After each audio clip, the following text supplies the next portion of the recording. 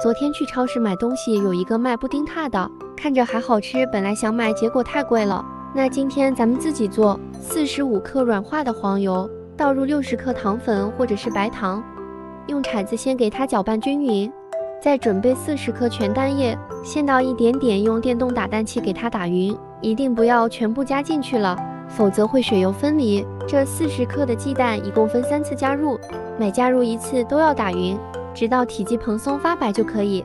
再准备145克低筋面粉，给它过一下筛，用铲子以翻拌或者是切拌的方式先给它拌匀，直到没有干粉了，我们给它拿出来放在一个案板上。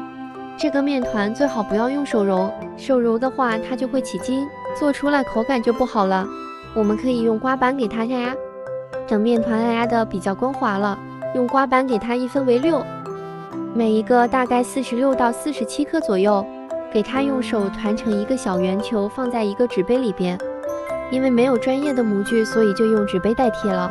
用手给它压，四周和底部都要压平整。做好后全部放入烤盘内，再来做布丁液。准备2到3个蛋黄，200克淡奶油，如果没有可以用牛奶代替，不过味道会稍微差一点。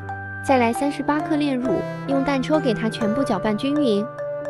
为了让布丁更加的顺滑，我们给它过2遍筛，倒入做好的蛋挞皮内，大概倒8分满就可以。烤箱上下火180度，提前预热10分钟，烤30分钟左右。一定要观察布丁表面上色情况，做适当的调整。